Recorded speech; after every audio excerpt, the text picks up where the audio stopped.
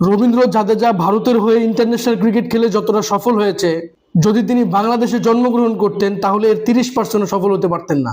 অপরদিকে সাকিব আল হাসান যদি বাংলাদেশ ব্যতীত ইন্ডিয়া, অস্ট্রেলিয়া, ইংল্যান্ড, নিউজিল্যান্ড কিংবা সাউথ আফ্রিকার মতো কোনো দেশে জন্মগ্রহণ করতেন, তাহলে সাকিব আল হাসানের নামের পরে 10টা নাম খালি রেখে তারপর রবীন্দ্র জাদেজার নাম উল্লেখ করা হতো।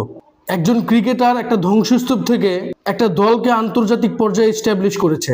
একই সাথে তিনও ফরম্যাটে লম্বা সময় তিনি নাম্বার 1 অলরাউন্ডার ছিলেন। 2012 এশিয়া কাপে ম্যান অফ দ্য সিরিজ হয়েছিলেন। 2019 বিশ্বকাপে সাকিব আল হাসান যে পারফরমেন্স করেছেন, এইরকম অলরাউন্ডিং পারফরমেন্স পরবর্তী সময় যে কবে হবে সেটাই এখন দেখার বিষয়। এমনকি মাশরাফি বিন মুর্তজা একবার বলেছিলেন, সাকিব আল হাসান বাংলাদেশে একমাত্র ক্রিকেটার যিনি কিনা তার ক্যারিয়ারের প্রথম দিন থেকে এখনো পর্যন্ত বাঘের মতো ক্রিকেট খেলছেন। অতএব সাকিব আল হাসানের সাথে রবীন্দ্র জাদেজার কখনোই তুলনা হয় না। এই তুলনা না হওয়ার আরো একটি বড় কারণ হচ্ছে, রবীন্দ্র জাদেজা লম্বা সময় ড্রেসিং রুমে যেই রকম কোয়ালিটি সম্পন্ন ক্রিকেটারদেরকে পেয়েছেন, যেই রকম উন্নত ফ্যাসিলিটিস পেয়েছেন, সাকিব আল হাসান এর 10 ভাগের 1 ভাগও পাননি। এরপরেও তিনি আন্তর্জাতিক লেভেলে টপ ক্লাস পারফরমেন্স করে গিয়েছেন যুগের পর যুগ।